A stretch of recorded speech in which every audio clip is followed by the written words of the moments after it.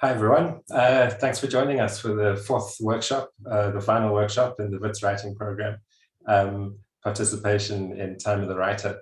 Today's theme is writing as a journey, and our guest today is Nhlanhla Buthelezi.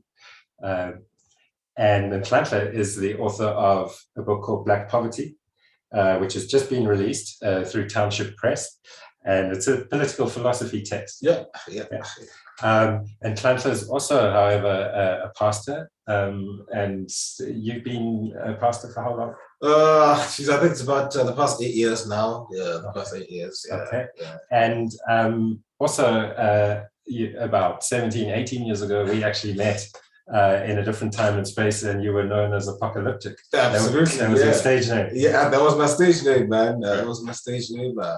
A beautiful time. Yeah. So, the idea of today's session, as per the last one we did, is because it's a Wits Writing Programme session, it's a little bit of a discussion about your journey and the journey from the oral form, the performance form, all the way through to a long sort of dense, intense text, and what your personal experience has been like. And then we're also going to engage a little bit with a few fellows, writing fellows, from the Wits Writing Programme. And so and we're going to do a little exercise. And so where I think the best place to start is actually if our writing fellows if you can introduce yourselves one by one and tell us a little bit about where you come from. And also I'd love to know about your writing journey thus far, the things you feel like you've achieved, and then the challenges you're currently facing. And then from there, we'll present a little exercise that the writing fellows will help us with later on. Then we'll have a chat to Nhlanhla and circle back to the exercise. So Jamie, if we could start with you. Sure. Hi, everyone. My name is Jamie Martin. I'm a PhD candidate at the Wits Center for Diversity Studies, and I'm also a writing fellow with the Wits Writing Center. In terms of my own journey, it always feels nice to be published when something is accepted, because it feels like validation that your ideas and your writing are worthy of being shared. But even smaller achievements, like just sharing something with a writing group or getting positive feedback from a supervisor, is always something that keeps me motivated and going. Difficulties and challenges, specifically with writing, for me personally, is always kind of like getting out of my own way, believing in myself and having the confidence to share my voice in my writing. Yeah, thank you. Super. Thank you very much, Jamie. If we can move on maybe to Awazi.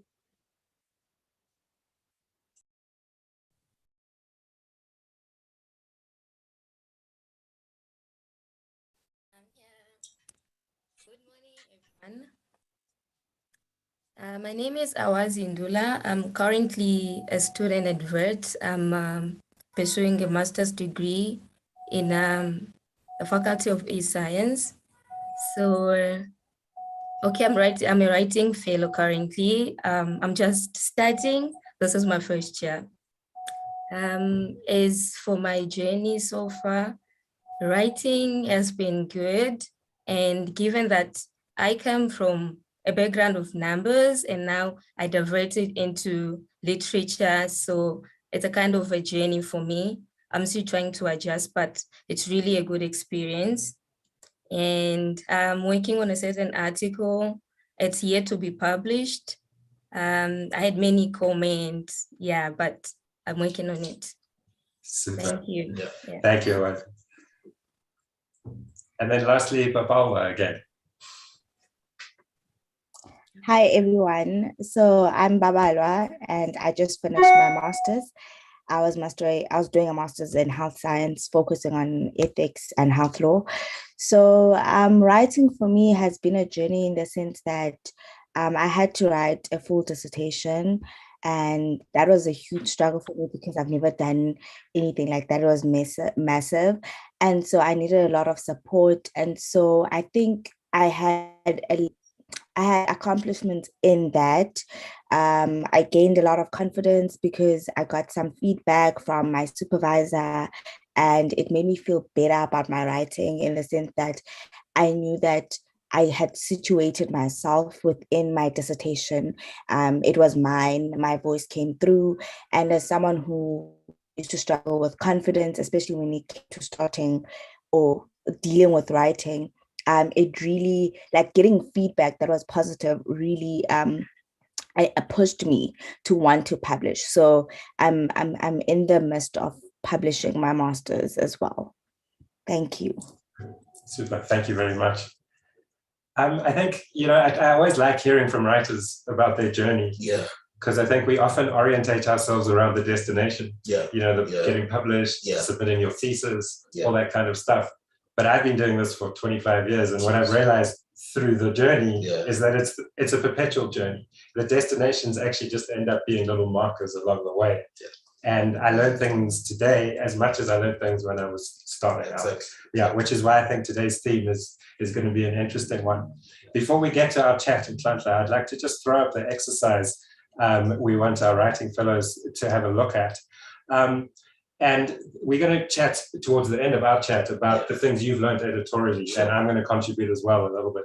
And so this exercise is basically an article I'm working on at the moment, and it's a dense piece of text. It's about new generation medical treatments for genetic conditions. Okay.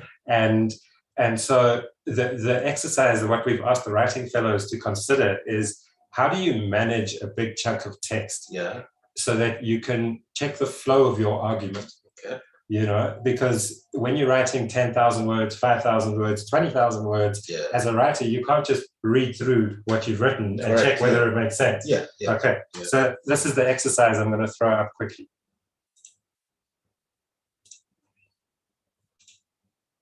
So the challenge is, what methods can a writer use to check the flow of their argument without reading everything they've written from start to finish before they submit? Because when you submit, you want to submit the best quality stuff you can for your thesis or to your publisher, or when you're just trying to reach that objective. So here's the text that we will look at a little later. And as you can see, it's kind of like a wall of text. Dense, complicated, lots of acronyms, lots of definitions, lots of explanations. But in the middle of it, there's also a human story as well about people who are trying to access these treatments in the developing world. Because in the West, people are getting these treatments. In the developing world, we're not. And so there's a human story to be told as well. And so this is just 2 pages of what in my initial draft is, I think, an 18 or 20-page initial draft. And the question for me, and I think for most writers, when you reach a certain stage of your text, is how do I start sense checking what I'm doing to myself? And is the flow of logic correct? Coherence, Coherence. And what we ask the writing fellows is, how would you, what ways can we achieve this without actually modifying any of this text presented? Okay, so that's the challenge. And we'll get back to discussing how one may or may not do that once we've had a little chat. But Nhlanhla, I want to start with spoken words. You were young. You were the youngest guy around. And I remember being blown away and thinking that you were like a biblical Immortal Technique. And if you don't know who Immortal Technique is, it's like an American rapper with an incredible stage presence, but also a tendency towards hyperbolic profanity, right? So it was really interesting for me as an elderly white male to see you perform for the first time and then all the way through and to share the stage with you. And I think I wasn't the only one in those years who was blown away by this young cat who was often just getting out of school uniform to get onto the stage. How did you end up on the stage at that age? It's been an interesting journey. I think the one thing, I've always loved poetry. I've always loved poetry. The one thing that I did, though, at that age, I wanted to express myself as, who I am. I didn't want to sort of get into this mold or sort of get into this context. And I sort of discovered that a lot of my poems had to do with socioeconomic issues, socioeconomic factors, poverty, for example, unemployment. And I came up with pieces that directly spoke to that, sort of breaking a whole lot of poetic rules in terms of structure and the presentation, but it allowed me to be who I wanted to be, who I needed to be, and I remember quite well, a lot of those poems are quite long, but memorizing them was quite easy. for the simple reason that at the point of writing, I was expressing myself and keeping thoughts quite simple, you know. So you discover that there's a gulf sometimes between how you write and how you perform. But when you're able to bridge that, I think that's what allowed me at the age of 16, 17, and 18 to sort of be, you know, on stages with people like you know. I wonder, how much money did you win in those competitions? My goodness, there was a whole lot, you know, there was a whole lot. I actually made a good living out of that, you know. Coincidentally, I've never lost a poetry slam competition. A good friend of mine, Donald Mohammed, actually says you're a coward because you won all of this you won't compete anymore. and you left and you won't compete anymore. And I'm like, come on, I'm an old man now, I'm 34 years old. So that really meant a lot. And I think that was the basis of my writing. Yeah. And a couple of thoughts. I've always wanted to know, how nervous were you as a performer? Yeah. I think the nervousness is always there, you know. I just found a way to hide it. Yeah. And I think I did that quite well. Sort of juvenile arrogance or something like that. I mean, I was shaking, you know. Yeah. I mean, I was up against you, I was up against Pirlo, I was up against all these guys.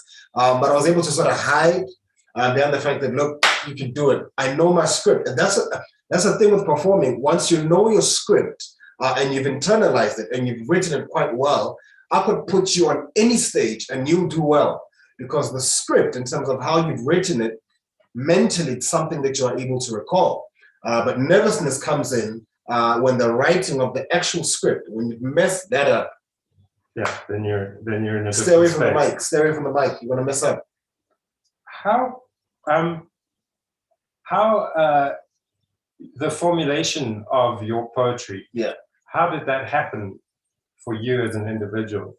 I know for me, yeah. I was always a writing poet who learned how to perform with some effort. Yeah. And so I wrote the thing down, and then I would kind of work it into verbal. Beautiful. And then it would change for me. The whole piece would change for me. And I think that's why I continued doing it for so long. Yeah. Is because I really started to enjoy the evolution of that thing. Once I started to rehearse it and bring it onto my tongue, then I would change what the poem was. But I was always still fundamentally a written poet who stumbled onto the stage once or twice and then ran away. Were your poems written things, or were they living in you as more a lyrical thing? So, I mean, that's a beautiful question. With me, I was a performance poet that needed to learn how to write. Yeah. You know what I mean? So the performance aspect was there, but I had to learn how to write. And of course, that's a process. That's a process.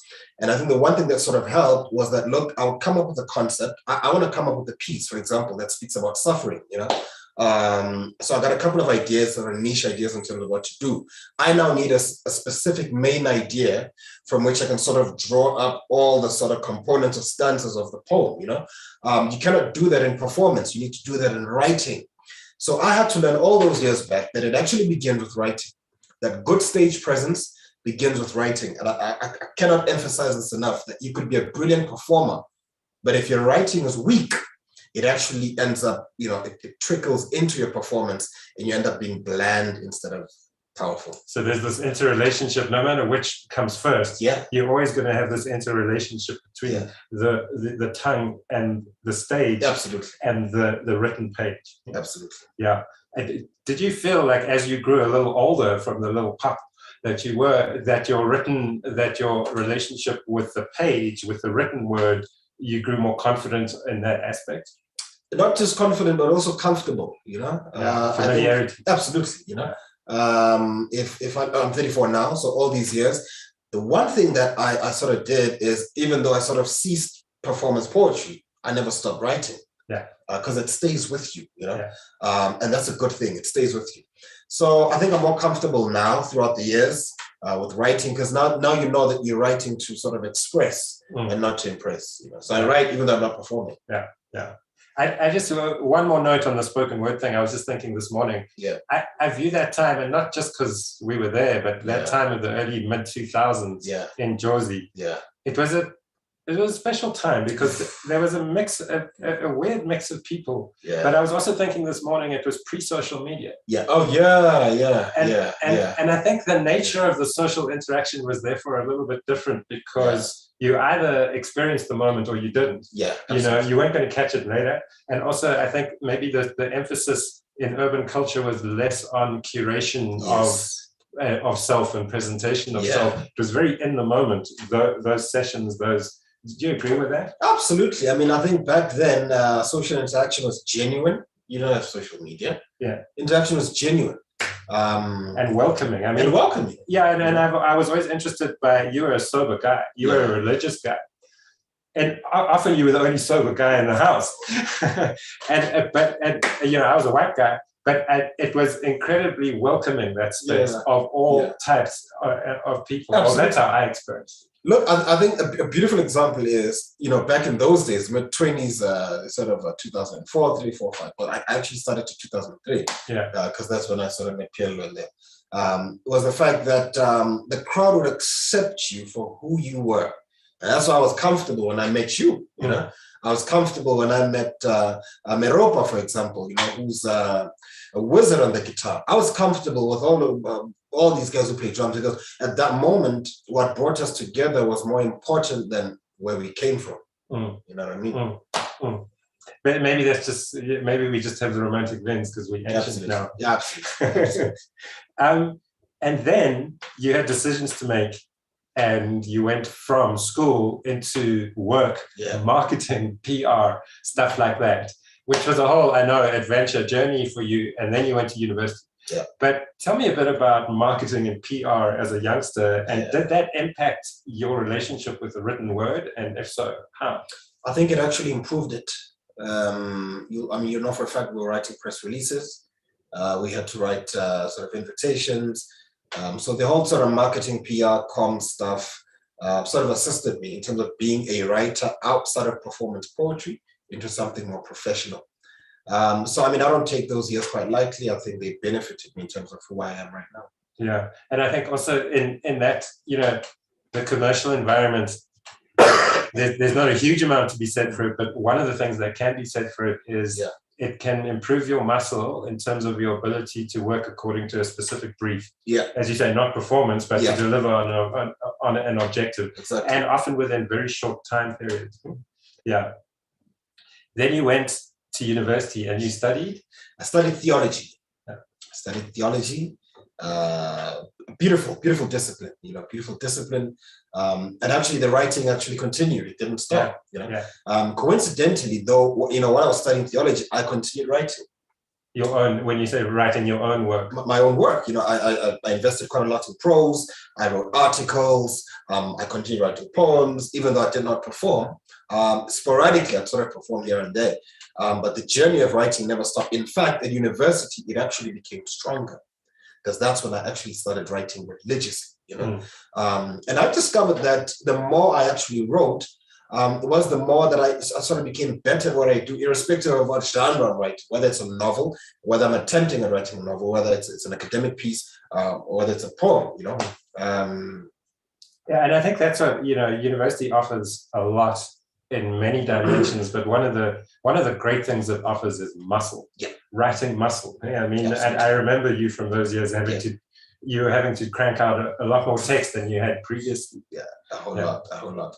At the beginning, it's a bit intimidating in terms of what's demanded of you, but as time goes on, you get comfortable. You know, you get comfortable. You are able to churn out 10,000 word pieces. You're able to churn out 5,000 word pieces in a weekend, and it's a journey. And how did you handle the feedback environments? You submit and then you get red penned. How was that for you? It was brutal, but nothing compared to what the streets did mid 2005 and 6. Yeah.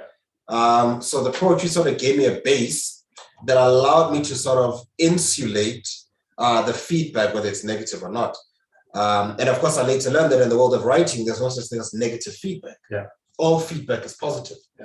If you write something and I come and I'm like, that paragraph does not make sense, I'm not attacking your person. I'm assisting you to come up with something coherent. Yeah. But if you're sort of emotional, then you sort of block all sort of feedback and only sort of take in the positive one, recipe for disaster. Yeah, and I think again, being on the spoken word stage, and that gives you that kind of emotional resilience to deal with the ongoing critique. Yeah, definitely. Yeah. Then you went off and you started more actively with the church, and I know that involved several years in rural environments in South Africa, Limpopo, and Northern Cape. Northern Cape, correct. And where you were quite involved in direct community work. Yes. Tell us a bit about that. My good friend, that has to be, I think the best time of my life, because at that moment, I get to interact with communities at grassroots level. You know what I mean? I'm there in terms of working with NGOs in the village, in terms of developing young people, mentorship. So I think if I was to give a survey of my entire life, one of the hallmarks of my life would have to be working in the rural areas. The investment that those communities sort of gave to me sort of helped me out intellectually, helped me out socially, and made me who I am today. I'm an urban boy, and the rural setting sort of really assisted me in terms of my paradigm, being able to formulate a holistic sort of perspective of life. In Limpopo, for example, you have got a plethora of cultures. The one common denominator that's there is personhood. The one denominator it's servanthood, being able to serve others, not monetarily or in terms of money. That rubs off on you. As a writer, as a performer.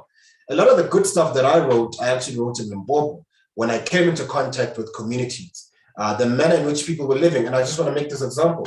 In urban contexts, I discovered that people are quite selfish. Honestly. In the village, I find people to be quite generous, which is an oxymoron because you assume that there's more materially in urban contexts. It speaks to you as a writer. So the time that I spent in rural areas sort of assisted me in terms of my writing by giving me a different perspective, in terms of how to analyze and everything else. I think also what I've noticed just working with writers through all the years is that you can almost never divorce the act of writing or the journey of writing from the journey of living. Oh yeah. And so there's this idea we all have of the writer on top of the mountain, like in pure isolation. But the reality for me, and I think for most writers that I know, is that the stuff of writing is often closely knitted into the stuff of living. Oh yes. And that you can't just lock yourself away and become a writer. No, you can't. You actually have to go out and become a writer. You write in a context. You don't isolate yourself. And I mean, you spoke quite well on this. Sort of example of a writer who's sitting on a mountain. In the movies, maybe. In real life, there's a context. You're writing in a township, suburb, town, wherever you are. That context has some sort of influence in terms of how you write and what you're writing. You don't write in a silo. If you learn nothing, just hold on to this. You do not write in a silo. Writing does not take place in a vacuum. Yeah. Which is, when we had our space where there were a lot of young writers coming in, my primary piece of advice for a young writer is, are you washing the dishes? Which used to freak everyone out, but I still hold by it, because there's a kind of, and it's a metaphor, but it's also something that's really practical. You're unlikely to be able to write well if the dishes are stacking up. Absolutely. Absolutely. Yeah. I want to go to Black Poverty, your book. Why? Why the title? Why the theme? Yeah. Where did it come from? What motivated you to write this particular type of book? Because it's not common for people outside, because this book you did outside of any institution or anything, you did yourself. Yeah. It's not common for people to go in this sort of quite heavy political philosophy area. Yeah. Where does it come from? So, my good friend, what motivated my penning of Black Poverty was the fact that I wanted to, using the pen, to basically show people that Black people are living in shit. Black people are living in shit. Mdantsane, Soweto, Mlazi, Lamontville, Kukuletu, the narrative is the same. The narrative is the same. You've got a narrative of suffering. You've got a narrative of unemployment. You've got a narrative of violence and gangsterism. How are we able to take that, understand the context, but to also sort of propose socioeconomic solutions that can remove Black people from that type of squalor?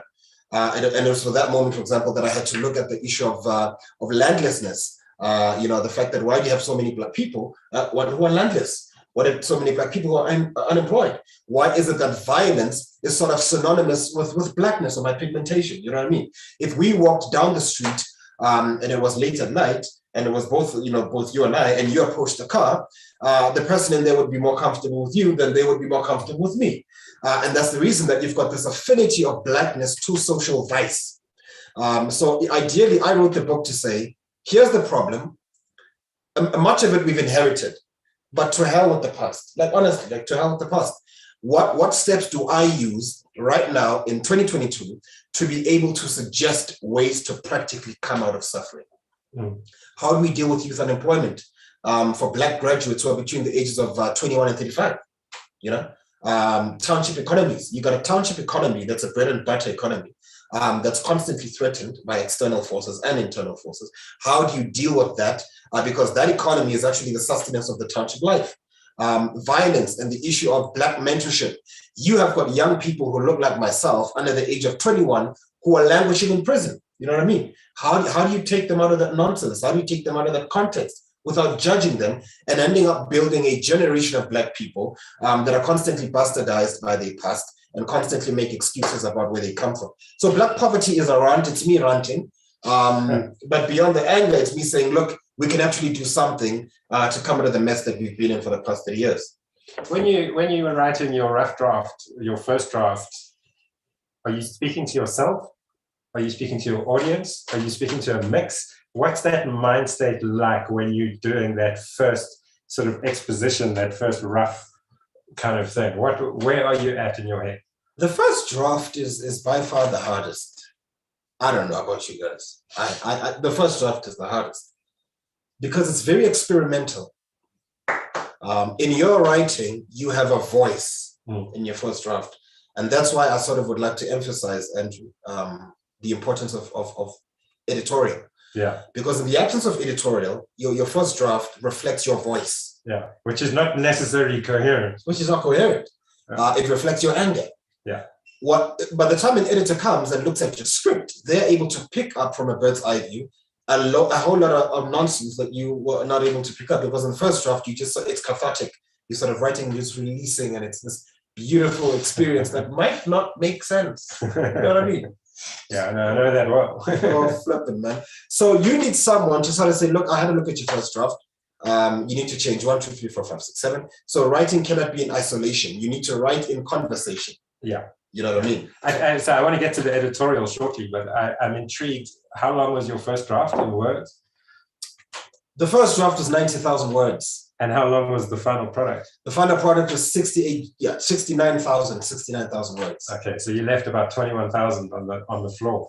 Editors are ruthless. Editors are evil. I put it to you now. Editors are evil. It was my editor who did that.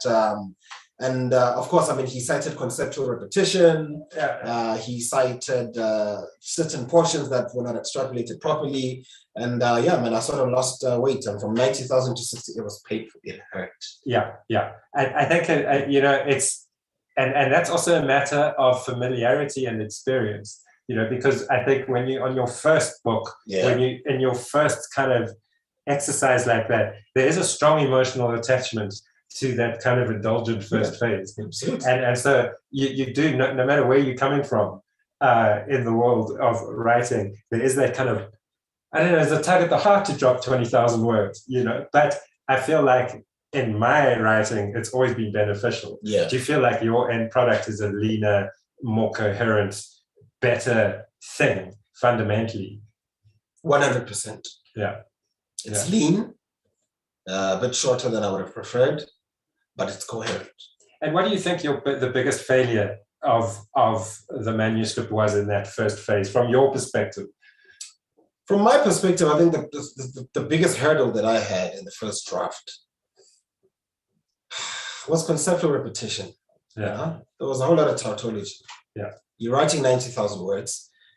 You repeat a concept that you repeated 40,000 words earlier. And it takes someone with an open mind to pick that up. Yeah. And who did you work with?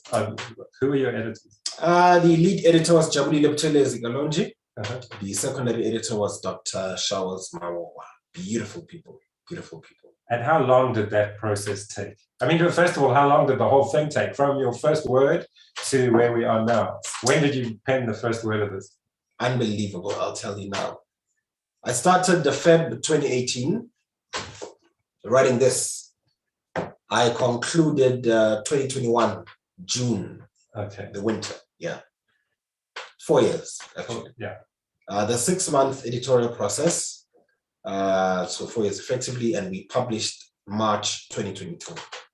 How much engagement? I'm always interested. I've just gone through an editorial on a little short story with a university, and it's always, I appreciate the guidance. I appreciate the guidance and the thoughts, and I really enjoy the process. I'm never quite sure where I need to push back, and I need to step back from myself and actually give it time to understand whether I'm reacting to something emotively or intellectually. How often did you push back against your editors? Honestly, I submitted. I submitted to their council. It wasn't easy, but I understood that they got more experience than I do. You know what I mean? My editor was so harsh.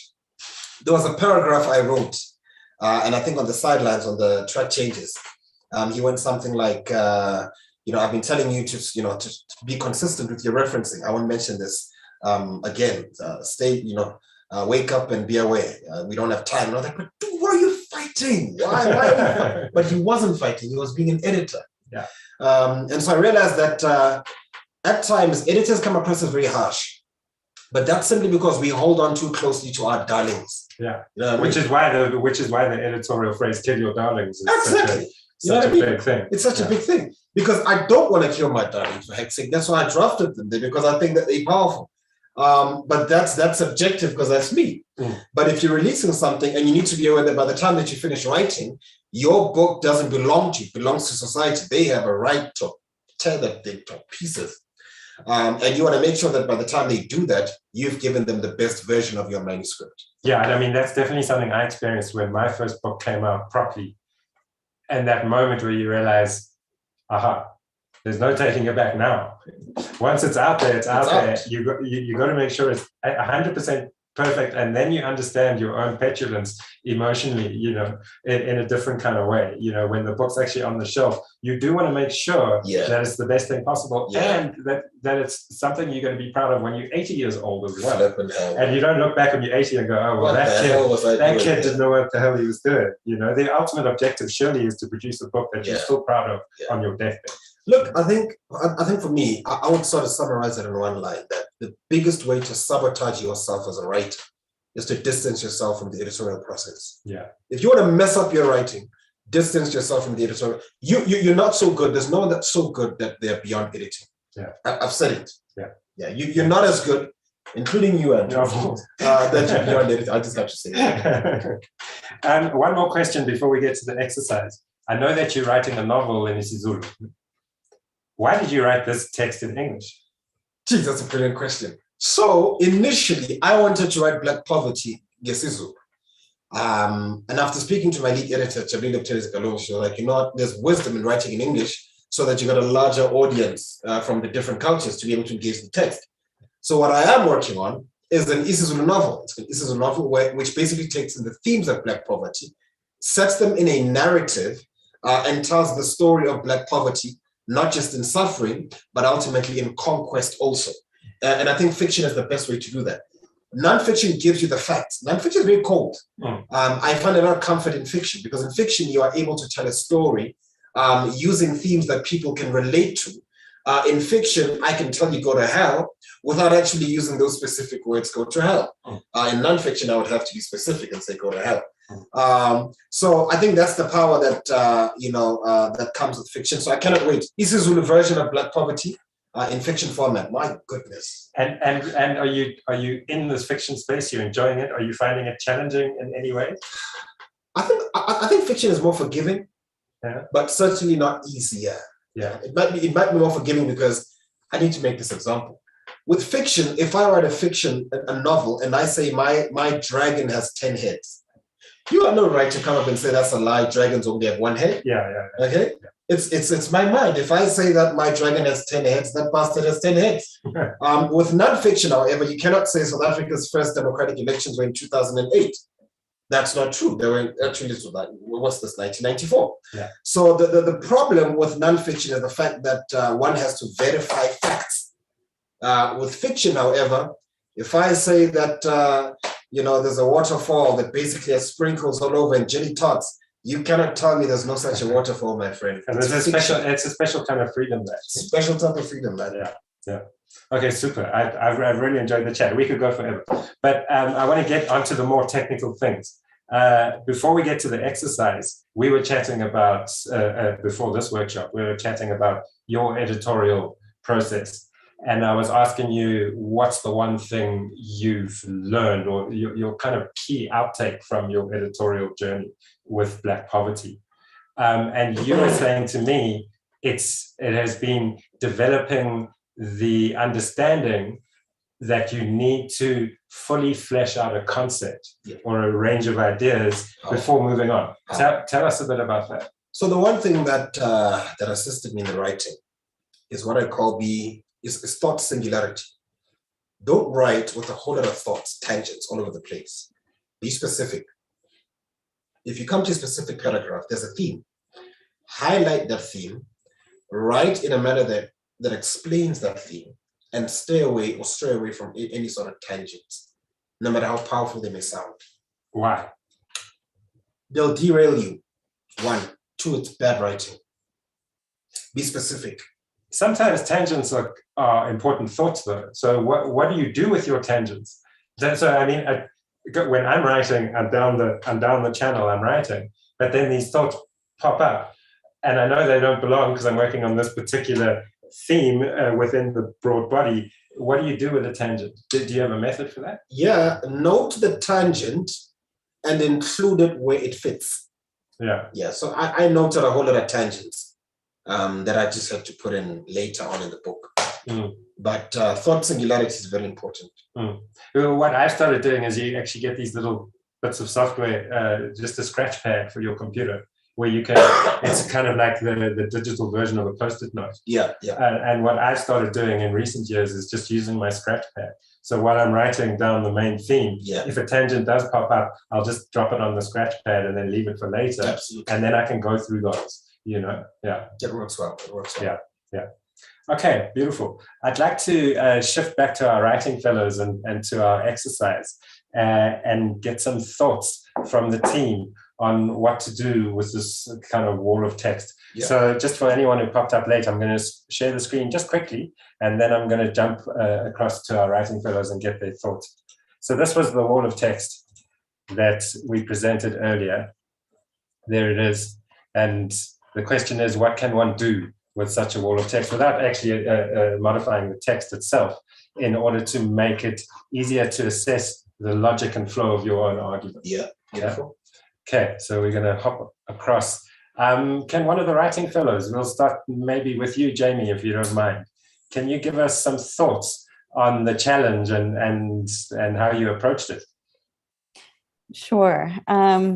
Firstly, I'm really enjoying the conversation. I'm laughing and learning a lot. Correct.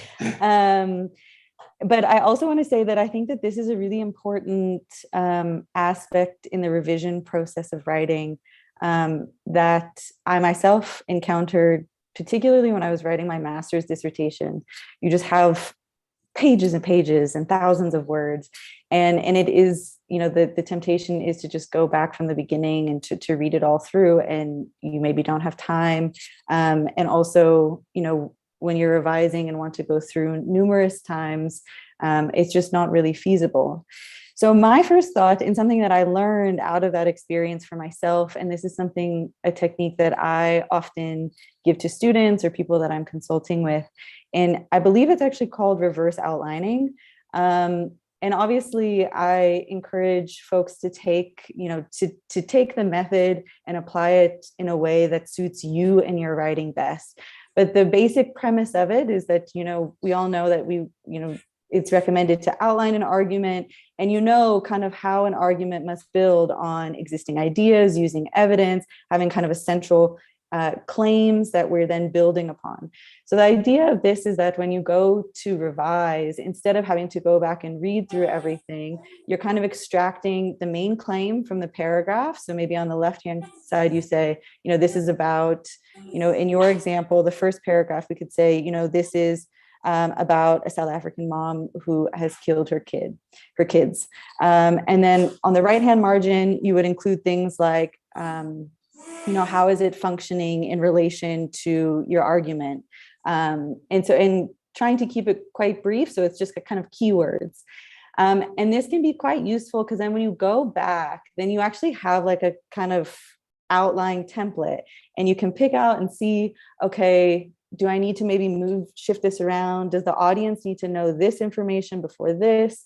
And it just becomes a much more practical way to do that kind of work and to get that kind of zooming out to see, is the logic, is the flow there?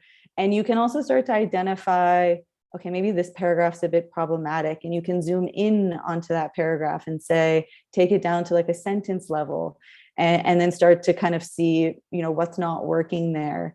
But I think that this technique can just really help to like zoom out and be able to assess, is this flowing nicely? Is the kind of building on ideas? Is the progression? Is the logic there?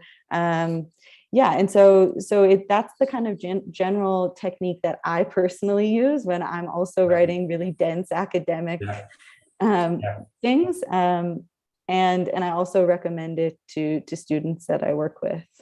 Super, thank you, Jamie. Yeah, that's really interesting. I'm not going to follow up because in the example, when I've worked on it that I'll present a little later, I'm touching on a lot of what you're saying and how to do that. So I'll bounce back to a lot of what you're referring to. But I think in principle, I'm 100%. You know, you need to find a way to structure your argument almost outside of the body of the text, so you can find a way to go up and down through it and assess it almost independently of your wall of text that you've written. Super, thank you very much, Jamie. Thanks. Babawa, can we jump over to you? All right. I just wanted to say that what Nhlanhla said about the first draft being really hard, I resonated with it. It's always a struggle to start writing. So I think for me, without really reading my work from start to finish, I always rely on maybe surface structure, so superficial editing, I'd say it is. So on the surface, I just look at how it looks, because that's what we're all attracted to. So I look at the spacing, my sentence length, varying the lengths, and looking at the structure of my sentences. And then I use conjunctions to also help me in a way that's appropriate, and use translational words like therefore, etc. And then I also rely on repeating some words in order for my ideas to flow.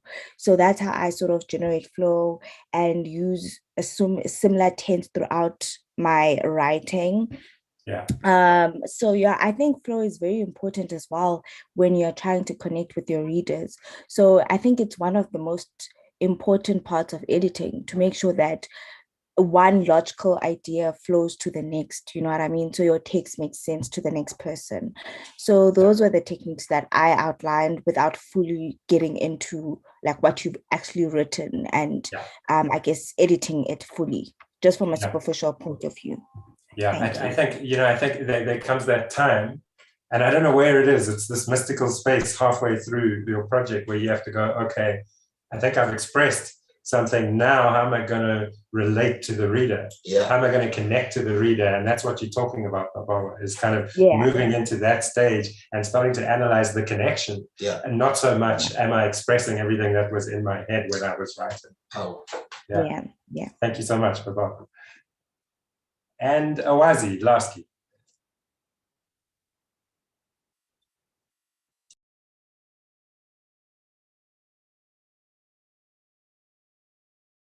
I think you may be on mute still. I'm sorry. So what I normally do in this journey, like when I'm writing, I normally highlight my keywords. So I make sure I know, okay, I'll be talking about this key in the certain paragraph or in the certain page. Because sometimes I ask myself, if I'm giving more details, my readers, do they want to hear all the details, or are they going to be focused on the important part in my writing? So I do that. And sometimes I take time to go back again and read. So it's time consuming somehow, but it makes sense because it helped me to understand, like there is a flow somehow, because I can happen to understand, but my reader won't be able to understand. At the point where I'm not writing for myself, I'm writing for people to be able to understand the message that I'm giving. So my tips here is just to maintain the keywords. That's what I focus on. And that's what normally I tell people if they need a help in the sense of writing, kind of. And how do you identify your keywords? Is that something that you start doing at the beginning of your project? What qualifies as a keyword, a thematic word? I do that before I start writing so that I know I've spoke about this, and then maybe in the next page, I'm going to introduce this and I see the flow. That's how I do. Super. Thank you so much. Thank you. Yeah, so I want to present something quickly that I've learned through business writing. And so there's a concept called front loading, first of all, which a lady called Barbara Minto wrote a book called The Pyramid Principle on business writing. And her suggestion is that people nowadays struggle to follow a deductive path, where you need a really committed writer who's going to follow you all the way and reach the conclusion at the end. So in business writing, one thing that works really well is to front load your presentation, where you present the whole argument up front. And in fact, you see people do it a lot in reality TV. In fact, it's the standard formula of reality TV. They'll show you last week on, and then they'll give you all the snapshots of what's coming on the episode. So you can decide, yes, I want to watch this. I want to see that woman pull the other woman's hair, you know, and then you forget about it and you go into and then you go into the episode. So in business writing, because people are always on the scroll, they've got no time, they're not here for the literature or anything, front loading can be a really good technique. And then also you see, I often come in on projects, commercial projects, halfway. It's someone else's text. Now I need to go through this process we're talking about on a subject I'm not familiar with, and it's got no spark from me. I'm coming in cold. And so one of the things that you do for business writing, again, is very similar to magazine writing, is you start inserting headers through the text. Header, header, header. And you see that in magazines a lot, like a big header. And then often you'll get like a pull quote from the article, which is in big font like that. But in business writing, it's the same front-loading principle again and again. Use the headers starting from the actual title of the piece and a header for each section to basically present to your reader a sense of where this article's going. So I've had to do that a lot commercially. So now let me share the screen quickly and show you what I did with this little chunk. What I've found in recent years is that it can also be a very good tool to deploy when you're assessing your own writing. So you'll see here, I started with a header. You know, the first chunk of text didn't have a header. So your headers are basically, what is this article about? You know, and then under the header, using a standard corporate technique of summarizing the entire article in italics. Okay. And that for me, it forces me to move to a position where, okay, what am I saying to the reader? And how am I saying it? What is the message of this article going to be? And then that becomes a useful tool for me to start to understand, okay, where am I actually heading with this thing? And then you could, at this particular stage where you're starting to try and assess the flow of your argument and whether it matters, what I start to do is drop in headers again. There's a header for this section. And then what I do is drop in a little italicized summary of the section, which is the magazine technique, but this is actually for me. Okay. And then we go down a little bit more and there's another header. And then there's another italicized summary of this section. So what that does first and foremost is the point you were making about not getting distracted and making sure you complete the section that you're working on. If you create an italicized summary for yourself, you're actually saying to Nhlanhla, what are you doing with this section? Oh, yeah, and then you have to answer that in the text. That gives you something to refer to. oh, yeah. When you're trying to analyze, am I going on a tangent, or does it belong? If you describe what the section is supposed to do, it makes it much easier to assess whether a piece of text actually belongs in that section or not. Beautiful. And so that's what I often do with my nonfiction work and with dense work. And that's all I've done really with this document, is to drop headers in all the way through, and then they're italicized text. Yeah. Now, especially with academic work and with a lot of journalism as well, your editor's not looking for headers with italicized text. Exactly. You know, what I do when I'm satisfied that I've reached the end of the piece and that I've achieved what I want to achieve, I actually go through it and I delete the headers and the italicized text. They're a tool for me. But the most powerful thing for me is what I'm doing right now, which is scrolling. You know, what this method gives me is the ability to scroll up and down through 20,000 words and just pay attention to those markers there. And then I can say to myself, is the logic of this argument the right kind of logic? And do all these headers actually flow and fit together properly? So that's my tip for self-assessing your argument, is if you use some of the techniques of business writing and magazine content and those kinds of things, you can actually create what Jamie was referring to as this kind of, it's almost like a sideline structure of your argument, but it's still in the document, you know. Yeah, and that's my tip that I give to anyone who's wrestling with assessing the flow of their argument. Yeah, nice. Guys, we're nearly at the end. If there are any questions, now's the time to kind of throw them through, and we'll do our best to answer them. I was wanting to ask you though, Pok, how do you fit it all in? Because everyone has a battle. I mean, every writer I know struggles to fit it all in. Do you have a method for life, earning money, writing, all those kinds of things? Two answers. Number one, I think find your niche. You know, writers are not the same. Find your niche. And I think that once you begin to write from a position of strength, in terms of writing from what you know that you love, you can monetize what you do. It becomes easier actually to monetize yourself as a brand, even outside of your writing, when your writing is sort of niche targeted. When I try to be Andrew Miller, when I try to be any other person that could be out there, as you mentioned it, you know, I sort of do myself a disservice, and it becomes quite difficult, either one, to monetize what I do, two, to be able to get connections with people that can actually move what I do and take it further. So find your niche and find your voice. And I believe the moment that you begin to do that, it just becomes easier, you know. Easier in terms of motivation to write? I think easier in terms of not just the motivation to write, but even the result, the end result of writing, you know. I know for a fact a lot of writers, immediately after they've done writing something, there's this season of depression that they sort of go through, you know. How will people accept this? Do people like this, you know? You sort of go through this desert of anxiety, you know.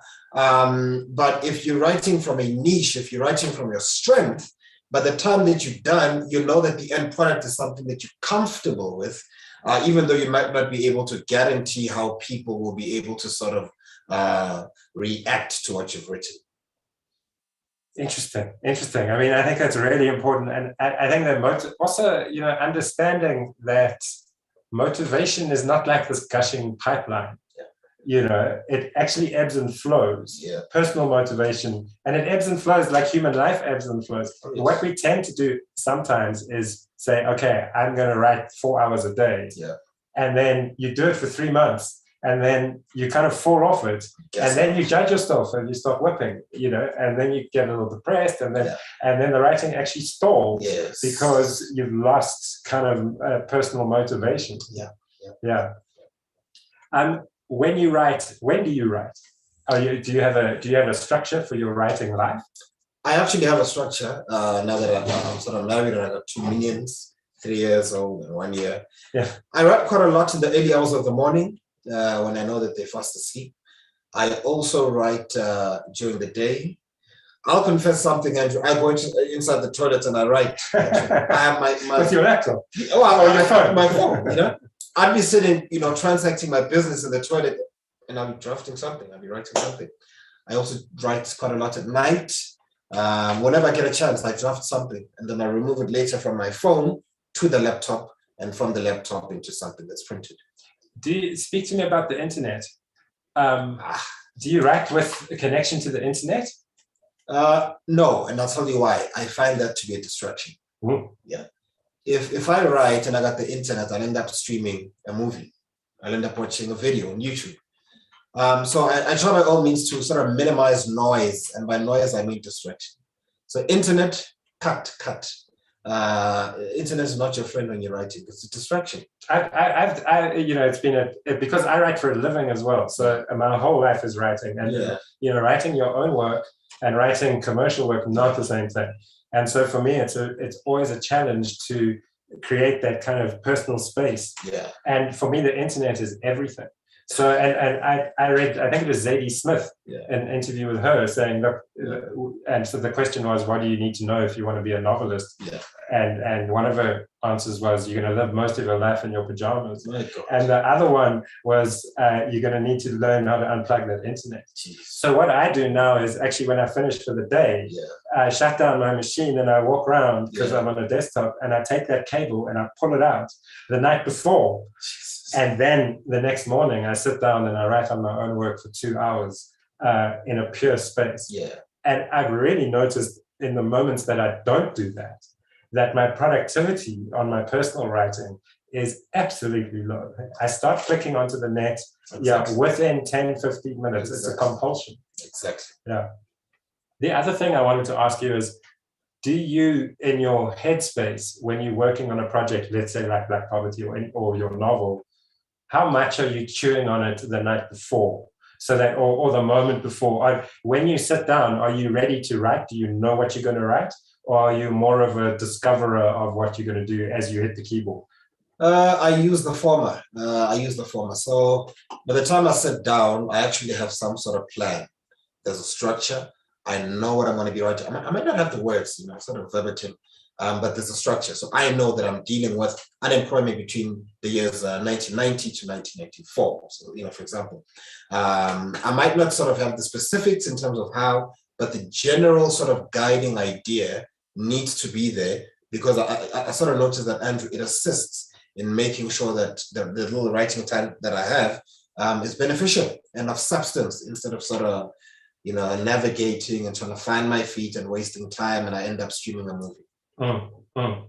How judgmental are you of yourself when you're not the disciplined Nhlanhla that you could be, writing-wise? When you fail to do the business? Yeah, I forgive myself, quite a lot, because I'm aware that, look, life happens, man. I might just take a decision to write at 2, and something happens and I start writing at 6. Forgive yourself. Life happens. These things happen.